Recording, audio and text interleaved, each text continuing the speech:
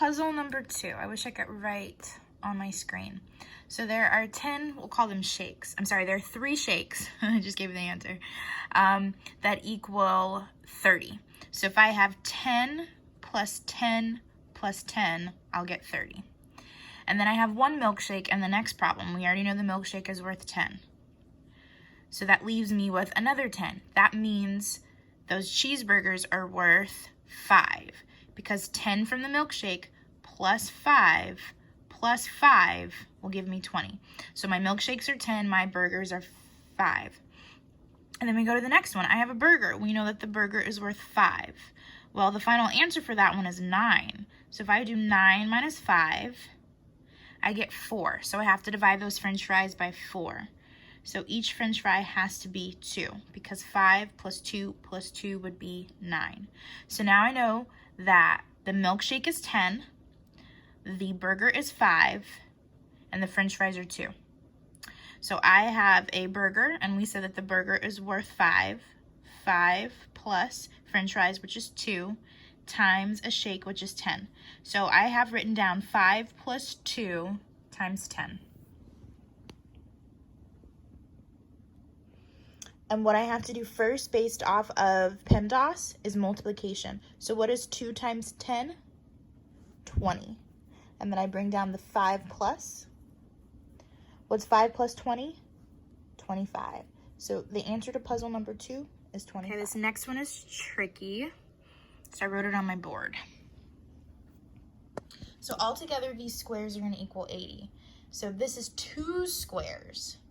So I just went with my gut, and I was thinking, well, 2 plus 2 plus 2 plus 2 is 8. We're thinking of it as 2 times 4 is 8. So 20 plus 20 is 40. And then by itself, 1 square is 20. So let's see if that works. 40 plus 20 is 60, plus 20 is 80. Okay, so I now know that 1 square is 80. And then I have these 3 triangles. Well, 3 times something gives me 21. That happens to be my favorite multiplication problem.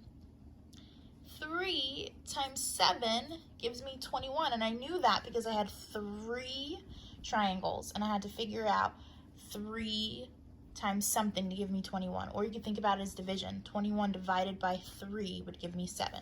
So I know that 1 square is 20, and 1 triangle is 7. Here I have 2 triangles, so 2 triangles would be 14, because 7 plus 7 is 14. I have 1 square. We established earlier it was 20. And then we have 1 more triangle, and 1 triangle by itself is 7.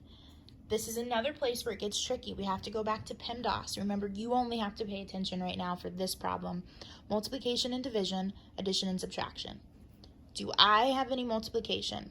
Yes, I do, so that means I'm starting with that. So I'm starting with 20 times 7.